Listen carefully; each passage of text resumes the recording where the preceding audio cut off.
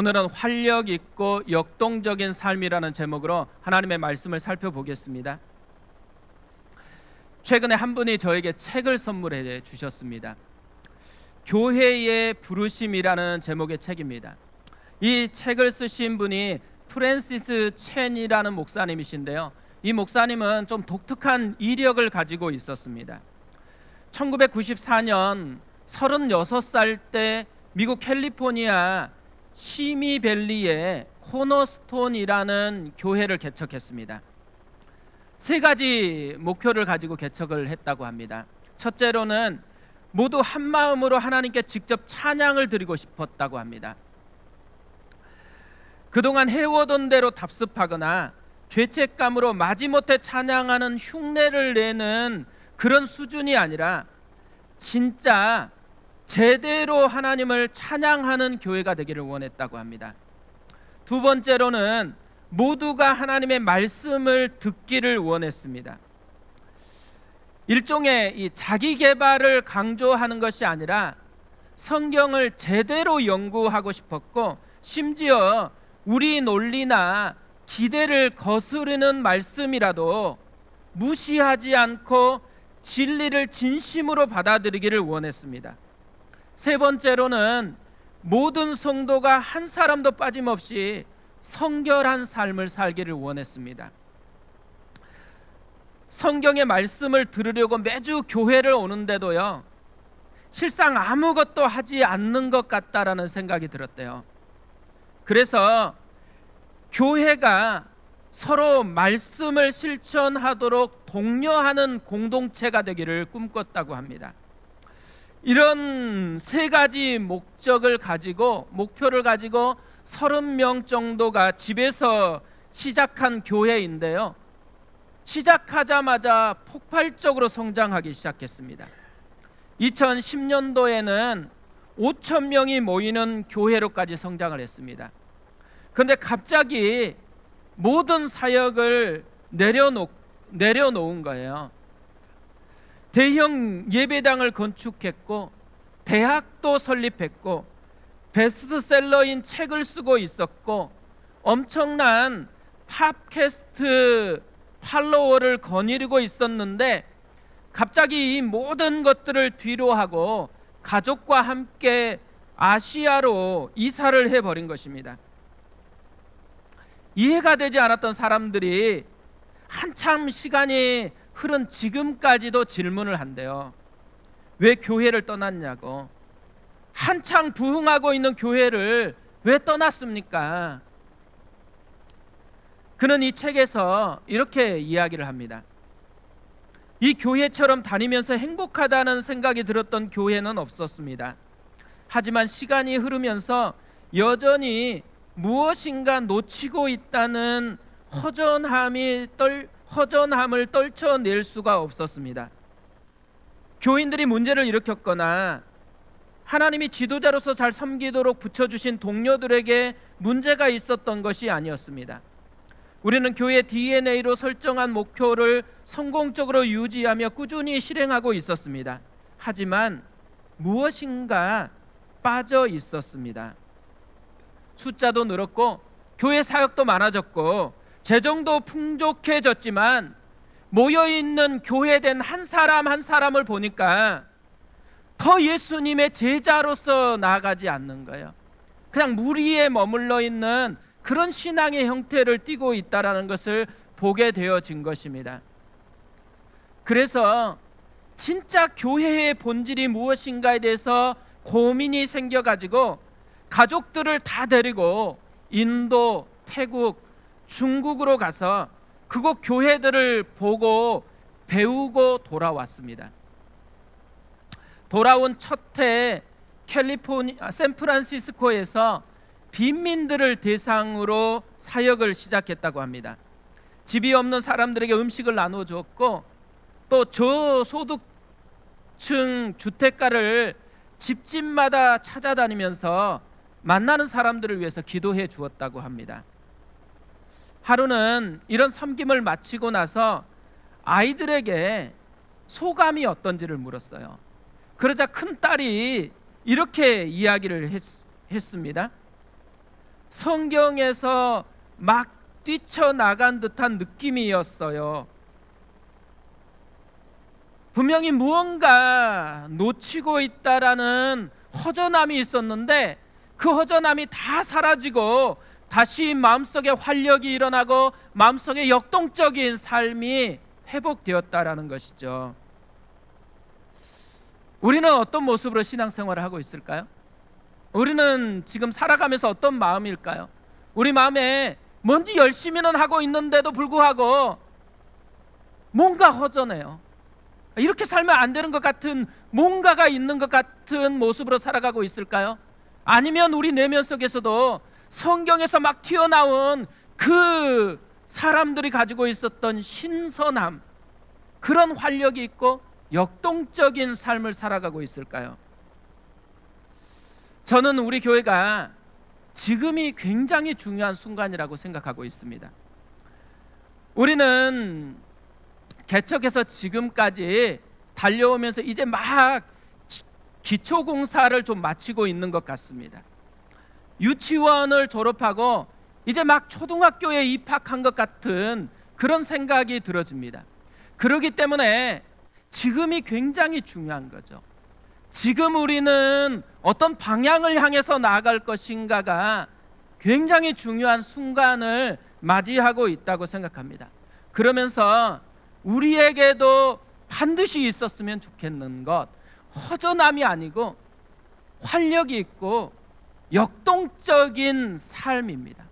그런 신앙이 우리의 모습이 되었으면 좋겠다라고 생각을 합니다. 이 그런 마음을 가지고 다시 사도행전으로 돌아와서 말씀을 살펴보려고 합니다. 이 사도행전을 통해서 초대교회의 원형인 신앙을 우리도 좀 회복했으면 좋겠다고 생각합니다. 그래서 우리 안에도 활력이 있고 역동적인 초대교회와 같은 그런 모습으로 나아가는 은혜가 있었으면 좋겠습니다. 사실 사도행전을 살펴본 지가 조금 오래됐습니다. 그러다 보니까 이전에 사도행전이 어떤 모습이었는지 어떤 내용인지 좀 잊혀졌을 거라고 생각을 합니다. 사도행전 1장 8절 말씀이 성취되는 과정을 기록하고 있습니다. 오직 성령이 너희에게 임하시면 너희가 권능을 받고 예루살렘과 온 유대와 사마리아와 땅끝까지 이르러 내 증인이 되리라 하시니라. 성령이 임하자 권능을 받았던 제자들이 예루살렘에서 온 유대로, 온 유대에서 사마리아로, 사마리아에서 땅끝까지 복음을 전하기 시작했다라는 거죠. 그런데 오늘 말씀부터는 사마리아까지 복음을 전했는데 이제 마지막 관문인 땅끝을 앞두고 있는 것입니다. 이 땅끝까지 나아가는 문을 여는 순간이 오늘 말씀입니다.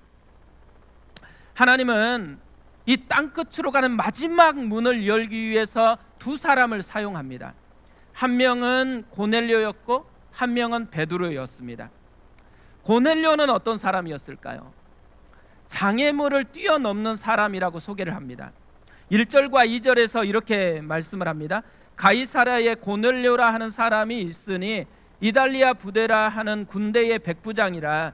그가 경건하여 온 지방과 더불어 하나님을 경외하며 백성을 많이 구제하고 하나님께 항상 기도하더니. 고넬료를 소개하는 독특한 것은 그의 성품보다 직업을 먼저 소개하는 것입니다. 이달리아 부데라 하는 군대의 백부장이라고 이야기를 합니다. 그리고 나서 그는 경건했고 하나님을 경외하고 구제를 하고 하나님께 항상 기도했다고 이야기를 합니다. 왜 직업을 먼저 소개하고 있을까요? 이 직업에 뭔가 의미가 있다라는 거죠. 이달리아 부대의 백부장이라는 말은 지금 같으면 육사 출신의 장교라는 의미에 가까울 거라고 생각합니다. 세상의 관점에서 보면 성공이 보장되어 있는 사람이에요. 그런데 이 사람이 예수를 믿는 거예요. 그러니까 이 사람이 하나님을 믿어버린 거예요. 그러다 보니까 무슨 문제가 생겼어요? 성공이 보장된 길이 위험해졌다라는 거예요. 장애물이 생겨났다라는 것이죠. 이런 직업적인 장애물 때문에 그는 신앙을 포기한 사람이 아니었습니다. 이런 장애물을 뛰어넘어서 신앙을 붙잡고 하나님을 붙잡고 나아가는 그런 도전하는 인생이었다라는 거죠. 하나님께서 마지막 관문을 여는데 이런 장애물을 뛰어넘는 신앙을 가지고 있었던 고넬료를 열쇠로 사용하고 있다라는 것이죠. 또 하나 이제 베드로입니다. 베드로는 어떤 사람이었을까요? 오늘 본문 10장이 있기 전에 베드로의 한 가지 모습을 소개합니다. 다비다라는 여제자가 죽었는데 이 여제자를 살려낸 거예요. 그러면서 요바에 머물러 있었습니다. 그러니까 엄청난 기적을 만들어낸 사람이에요. 우리가 누가 죽었는데 기도했더니만 살아났어요. 그 얼마나 영성이 있다고 생각하겠어요. 그러면서 이제 이 사람은 더 이상 변화가 필요 없는 충분한 사람이라고 여길 것 같아요. 그런데 이런 베드로에게도 문제가 있었습니다. 내면 속에 깨어지지 않는 견고한 틀이 있었다라는 거예요. 유대인은 이방인과 함께할 수 없다라는 종교적인 틀 속에 갇혀 있었다라는 것입니다. 그래서 하나님께서 이런 연약한 베드로를 만지기 시작하는 거예요. 환상을 통해서 베드로를 만져주십니다. 그리고 고넬료가 보낸 사람이 왔었을 때 함께 가라고 이야기합니다. 그래서 고넬료의 집에 도착을 했어요. 고넬료가 친척과 가까운 친구들을 모아서 기다리더니만 베드로 앞에 엎드려서 절을 하면서까지 맞이하는 거예요. 사실 베드로는요, 고넬료를 만나기 전까지만 해도 하나님께서 말씀하시니까 마지못해서 억지로 여기까지 온 것이었어요. 그러니까 여기까지 오는 기간 동안에 베드로의 내면 속을 살펴보면 활력이 있는 게 아니에요. 역동성이 있는 게 아니에요. 그냥 마지못해서 하나님이 말씀하시니까 고민하면서 여기까지 왔어요. 그런데 이 고넬료를 통해서 베드로의 삶에 완전한 변화가 일어났다라는 거예요. 먼저 이 베드로의 내면 속에 놀라움이 일어나기 시작합니다. 44절 45절에 이렇게 말씀합니다. 베드로가 이 말을 할 때에 성령이 말씀 듣는 모든 사람에게 내려오시니 베드로와 함께 온 할례 받은 신자들이 이방인들에게도 성령 부어 주심으로 말미암아 놀랐대요. 우리 내면 속에 놀람이 있다라는 것은 엄청난 변화를 맛보았다라는 거죠. 이 놀라움이 있다라는 말은 무슨 변화가 있다라는 거예요? 활력이 회복됐다라는 거죠. 그것만 있는 게 아니에요. 베드로에게 또 다른 변화가 일어나기 시작합니다. 47절 48절에서 이렇게 말씀합니다. 이에 베드로가 이르되 이 사람들이 우리와 같이 성령을 받았으니 누가 능히 물로 세례 베품을 금하리요 하고 명하여 예수 그리스도의 이름으로 세례를 베풀라 하니라. 그들이 베드로에게 며칠 더 머물기를 청하니라. 이제까지 하나님이 하라고 하시니까 억지로 했던 베드로잖아요. 그런데 이제 시키지도 않았는데 자기가 먼저 나서서 세례를 줘야 된다라고 이야기를 하는 거예요. 뭘 얘기하는 거예요? 베드로 속에 자원하는 마음이 일어났다. 역동적인 모습이 회복되었다라는 것을 의미하는 것이죠. 억지로 마지못해서 왔는데 하나님께서 그의 내면을 만지니까 다시 놀라움이 회복되면서 활력이 일어나고 또 자발성이 일어나면서 역동적인 삶이 회복되었다라는 것을 우리에게 보여주고 있는 것이죠. 오늘 우리가 예배를 드리기 위해서 이 자리에 모여 있습니다. 오늘 이 예배 가운데 일어나야 되는 중요한 것이 있다면 우리도 억지로 왔을 수도 있거든요. 시간이 되니까. 또 이번 주가 빨리 지나가고 주일이 되니까 시간 때문에 온 분들도 있을 거고 누군가가 또 가자 그러니까 할 수 없이 온 분도 있을 것이에요. 마지못해서 왔을지라도 예배 가운데 우리가 맛봐야 되는 건 뭐냐면 내면을 만드시는 하나님이에요. 그래서 우리의 내면을 활력 있게 하고 우리의 내면 속에 자발성을 일으켜서 역동적이게 만드는 은혜, 그것이 우리의 예배 가운데 누려야 될 하나님의 은혜라는 것이죠. 우리가 예배 때마다 우리를 회복시키시는 이 하나님의 은혜를 좀 맛보았으면 좋겠습니다. 베드로에게 무슨 일이 일어났기 때문에 이런 변화가 일어났을까요? 분명히 억지로 왔는데 이렇게 활력 있고 역동적인 모습으로 변화되었다. 뭔가가 있었다라는 거죠. 오늘은 그 뭔가를 좀 살펴봤으면 좋겠습니다. 활력 있고 역동적으로 만들었던 뭔가, 첫 번째로는 깨달음이 있었다라는 것입니다. 34절 35절이 이렇게 말씀합니다. 베드로가 입을 열어 말하되 내가 참으로 하나님은 사람의 외모를 보지 아니하시고 각 나라 중 하나님을 경외하며 의를 행하는 사람은 다 받으시는 줄 깨달았도다. 하나님이 시키시니까 억지로 왔는데 고넬료의 모습을 보면서 깨달음이 임했다라는 거예요. 두 가지를 깨달았대요. 하나는 하나님은 사람의 외모를 보지 않는다라는 거예요. 또 하나는 하나님은 각 나라 중 하나님을 경외하며 의를 행하는 사람을 받으신다라는 것입니다. 이걸 한마디로 요약하면요, 하나님이 맞다라는 거예요. 하나님이 자기 생각보다도 맞았다라는 거죠. 자기 생각에 끌려서 고민하면서 왔잖아요.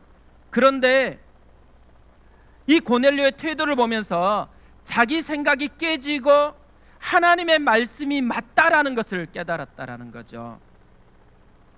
깨닫는 순간 내면에서 활력이 다시 일어나고 역동적인 모습이 회복되었다라고 이야기합니다. 그러니까 깨달았다라는 거, 이건 다른 의미라고 생각하지 않아요. 자기 생각을 내려놓고 하나님의 말씀을 받아들였다라는 것이죠. 다른 얘기로 하면 하나님의 말씀에 내가 설득되었다라는 의미입니다. 욥도 마찬가지 은혜를 받았습니다. 욥은 긴 논쟁의 이야기거든요.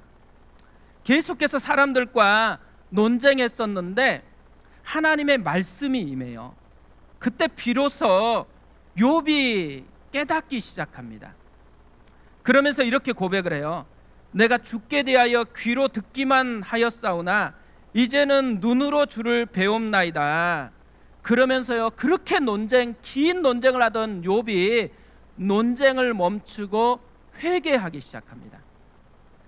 욥의 내면 세계 속에서 말씀에 설득되는 순간 뭔가 변화가 일어났다라는 것을 보여주는 것이죠. 그러니까 사람의 말을 듣고요, 그랬을 때는 계속 논쟁만 했어요. 그런데 하나님의 말씀이 임하니까, 하나님의 말씀에 설득이 되니까 논쟁은 사라지고 자기 내면의 변화가 일어나고 그 변화로 말미암아 이후에는 하나님의 역사가 펼쳐지는 삶을 맛보게 되었다라는 것이죠. 말씀이 임하고 말씀에 설득되어지는 것이 그만큼 중요하다라는 것을 우리에게 보여주는 것이죠. 한 세대에서 구약학을 가르치고 있는 차준희 교수님이 계십니다. 초등학교 입학한 지 얼마 안 된 8살 때 교통사고를 당했어요.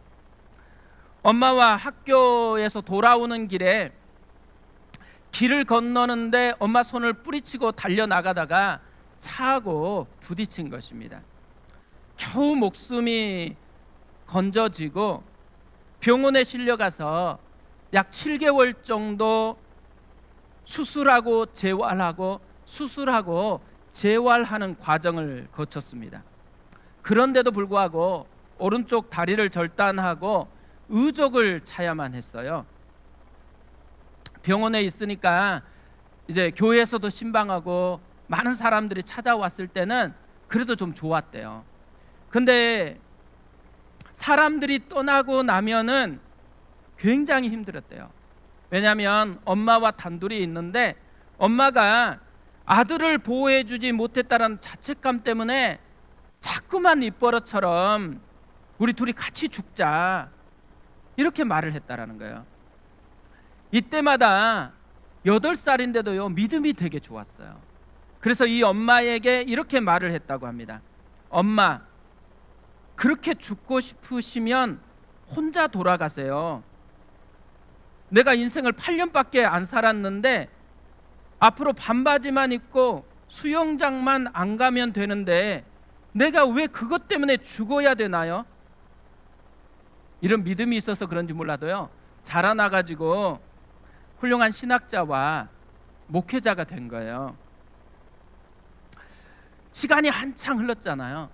그럼에도 불구하고 어머니는 이 사고 난 현장 근처도 안 가려고 한대요. 귀한 자식 한쪽 다리를 잃게 만들었던 장소라는 생각이 있기 때문에 그런 거죠. 그런데 이 교수님은 달랐습니다. 그 사고 난 곳이 하나님이 자신을 살려주시는 것이라는 생각을 한 것이에요. 그래서 심지어 근처로 이사를 갔어요. 매일 그곳을 지나가면서 하나님이 날 살려주신 은혜로운 장소임을 확인했다라는 거예요. 어느 날 딸들을 또 모아가지고 그 장소 가가지고 이 장소의 의미를 또 설명해 주었대요. 그리고 한 날은 딸들을 데려가서 딸들에게 물었어요. 너 저기 어딘지 알지? 딸이 이렇게 대답했습니다. 아빠 사고 난 곳. 그러자 이 교수님이 정색을 하면서 이렇게 말씀을 했어요. 아니, 아빠가 살아난 곳이야. 어머니는요, 하나님께 설득이 안 된 거예요. 하나님의 뜻이나 계획을 받아들이지를 않으니까 계속 남아있는 게 뭐예요? 상처가 있는 현장일 뿐이었어요. 그런데 교수님은 하나님의 뜻을 받아들였어요. 하나님의 계획을 받아들이고 하나님의 말씀에 설득이 된 거예요. 그러다 보니까 그 아픔의 현장이 아픔의 현장이 아니고 자기를 살리신 하나님을 경험한 은혜의 현장이 되었다라는 것이죠. 그래서 그 현장이 자기의 무너진 것, 자기가 위축되는 것, 이럴 때마다 다시 자기를 활력 있게 하고 역동적으로 회복시키는 은혜의 장소가 되게 만들었습니다. 저는 우리에게도 이런 변화가 필요하다고 생각합니다. 우리가 삶을, 일상을 살아갈 때 때로는 어려운 일을 만나잖아요. 진짜 힘든 일을 만났을 때 그 힘든 일이 우리의 삶을 계속 끌고 가게 만들면 안 되는 것입니다. 진짜 힘들 때 필요한 게 뭐겠어요? 하나님의 말씀이 임하는 거예요.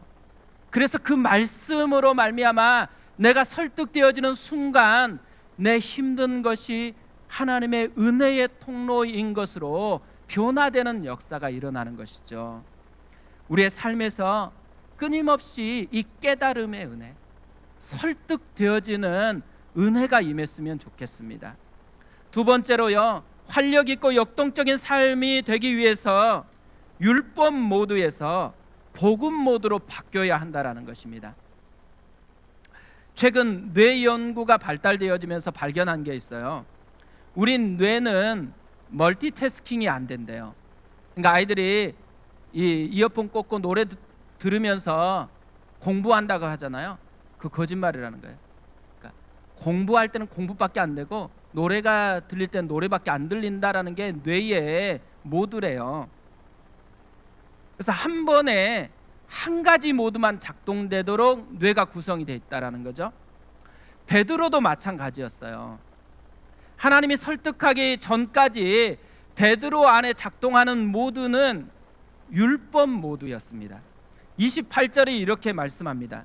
이르되 유대인으로서 이방인과 교제하며 가까이 하는 것이 위법인 줄은 너희도 알거니와 하나님께서 내게 지시하사 아무도 속되다 하거나 깨끗하지 않다 하지 말라 하시기로. 지금 베드로는 유대인이었거든요. 유대인들은 어려서부터 계속해서 배운 게 있었습니다. 이방인과 교제하는 것은 위법이다라는 이 율법을 배운 거예요. 그러다 보니까 베드로에게는 제자인데도 불구하고 율법 모두가 현재 작동하고 있었던 것이에요. 그러다 보니까 무슨 문제가 생겼어요? 땅끝까지 나가서 예수의 복음을 증거하라고 했는데 사마리아까지는 갔는데 땅끝으로 갈 생각을 하고 있지 않았다라는 것이죠. 그런데 이 고넬료의 가정에서 깨닫기 시작하면서 이 베드로 안에 있는 모두가 바뀌기 시작한 거예요. 36절에 이렇게 되어 있습니다. 만유의 주 되신 예수 그리스도로 말미암아 화평의 복음을 전하사 이스라엘 자손들에게 보내신 말씀, 이때부터 화평의 복음을 선포했대요. 무슨 말이에요? 베드로 내면에 율법 모두가 작동했었는데 이 모두가 바뀌어서 복음 모두가 작동하기 시작했다라는 것이죠. 모두가 바뀌니까요, 베드로 안에 놀라운 변화가 일어난 거예요. 베드로 속에 예수님의 은혜가 풍성하게 작동하기 시작한 것이죠. 그래서 자기 안에 가득한 예수의 복음을 선포하면서 흘려보내기 시작한 것입니다. 예수님이 선한 일을 행하시고 마귀에게 눌린 모든 사람을 고치셨다라는 거예요.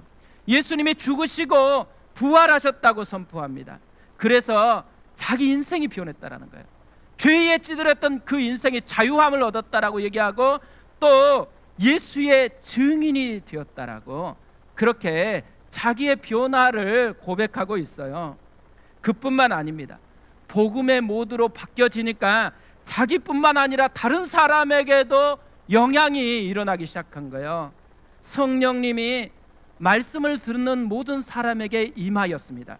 그러자 방언이 터지고 하나님을 높이는 찬양이 터져 나오기 시작한 거예요. 그리고 세례를 받는 역사가 그들에게 일어났다라는 거죠. 율법 모두가 복음 모두로 바뀌고 그 복음으로 말미암은 은혜를 선포하기 시작하니까요, 복음을 들었던 사람들의 내면에 변화가 일어났다라는 거예요. 뿐만 아니라 복음을 선포하는 베드로 자신에게도 변화가 일어났다라는 거죠.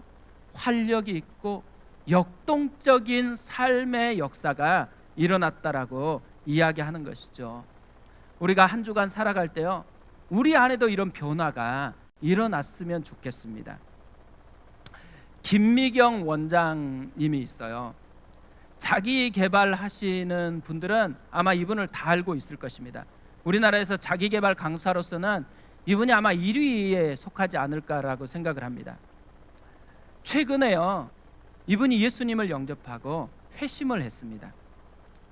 이분의 특징은 열심히 특심인 사람이거든요. 매일 새벽 4시 반부터 하루를 시작했다고 합니다. 주로 이제 초반에는 강연을 하면서 지냈는데 코로나가 왔어요. 강연이 취소가 돼 버렸습니다. 그러자 위기를 경험한 거잖아요. 근데 위기를 열심으로 돌파를 하는 거예요. 이 위기 가운데 할 게 뭐고 어떻게 했으면 좋겠는지를 열심히 공부해 가지고 답을 찾았어요. 그래서 오히려 코로나 시절에 직원이 많이 늘어가고 100명까지 되는 큰 회사로 성장을 하게 되었습니다. 근데 문제는 코로나가 끝마쳤어요. 그러면서 다시 위기가 찾아온 거예요. 그러니까 정말 열심히 살아서 열심히 하면 성공할 수 있다라고 계속해서 강연을 했는데, 아이러니가 뭐예요? 열심히 했는데 행복한 것이 기다리는 게 아니에요. 죽고 싶은 마음이 기다렸다라는 거죠. 하루 너무 힘들어가지고 진짜 죽고 싶은 마음으로 가득 차 있는데 전화가 온 거예요. 별로 친하지도 않았던 언니가 전화를 했어요. 근데 언니가 목회자더라고요. 이 평상시에는 받지도 않았을 텐데 자기가 너무 힘드니까요, 언니 전화를 받고서 자기 지금 현재 있는 마음을 쏟아냈습니다. 그리고 그날 예수님을 영접하고 변화가 된 거예요. 근데 알고 봤더니만 언니가 왜 전화했냐, 언니가 동생에게 전화하려고 했던 게 아니더라고요. 교회 성도 중에 김미경이 있었던 거예요. 실수로 전화를 했는데 하나님이 놀랍게 이 실수를 선하게 사용해 주신 것이죠. 그때 심정을 이렇게 이야기를 합니다. 그때 내 주위에 어떤지 아세요? 아무도 없는 거예요. 그래서 허허벌판에 벌거벗고 서 있는 것처럼 아무도 없는데 하나님이 오셔서 나한테 막 옷을 입혀줘요. 괜찮아, 입어. 너는 내 딸이고 옷 입고 이제 열심히 막 살지 말고 열심히 잘 살아. 막 사는 거랑 잘 사는 거랑 달라. 내 밖에 있으면 막 산다. 내 안에 있으면 잘 산다. 이분이 주님을 만나고 깨달은 거예요. 이제까지 자신이 활력 있고 역동적으로 살았잖아요. 그런데 낮은 차원에서 살았다라는 것을. 그리고 예수님을 만나고 복음 모드로 바뀌고 난 후에는요, 활력 있고 열심히 사는데 높은 차원의 삶을 살아간다라는 것을 깨달았다라는 거예요. 저는 우리도 열심히 산다고 생각합니다. 또 역동적으로 살려고 애쓴다고 생각해요. 그런데요, 낮은 차원에서만 그렇게 살 때가 많다라는 거예요. 그런데 주님이 우리를 초대해요. 높은 차원의 활력 있고 역동적인 삶이 있다라고. 우리가 예수를 만나면은 주님이 똑같이 얘기한다고 생각해요. 열심히 막 살지 말고 열심히 잘 살아. 막 사는 거랑 잘 사는 거랑 달라. 내 밖에 있으면 막 산다. 내 안에 있으면 잘 산다. 우리가 오늘 우리의 인생에 있어서 진짜 중요한 분기점 하나를 하나님이 말씀하고 있다고 생각합니다. 내 인생을 살아갈 때 막 사는 게 아니고 잘 사는 비결입니다. 내 안에 있으면 잘 살 수 있어요. 내 밖에 있으면 막 살게 된다라는 거, 이것을 주님이 우리에게 알려주고 있는 것이죠. 우리가 오늘부터 또 삶을 계속해서 살아갈 때 이 김미경 원장님이 깨달았던 은혜를 우리도 깨달았으면 좋겠습니다. 그러기 위해서 필요한 것, 하나님의 말씀을 붙잡아야 돼요. 내 생각을 버리고 하나님의 말씀에 설득이 돼야 된다라는 거죠. 또 하나 일어나야 되는 것, 우리 내면의 모두가 바뀌어야 돼요. 내 생각의 모두, 내 욕심의 모두, 내 염려의 모두를 내려놓고 예수의 모두, 복음이 주는 그 모두를 우리가 붙들어야 된다라는 거죠. 그때 우리 안에서 낮은 차원이 아닌 높은 차원의 활력 있고 역동적인 삶을 누리게 될 거라고 생각합니다. 저는 우리 교회가 진짜 이것을 누리는 교회 됐으면 좋겠다고 생각합니다. 우리 그 마음을 가지고 함께 찬양하고 기도하겠습니다. 오늘 찬양은 원하고 바라고 기도합니다라는 찬양입니다. 저는 이 찬양에 이 원하고 바라고 기도합니다, 이 표현이 너무 좋더라고요. 우리가 정말 활력 있고 역동적인 이 삶을 간절히 사모하면서 이 찬양으로 하나님 앞에 나아갔으면 좋겠습니다.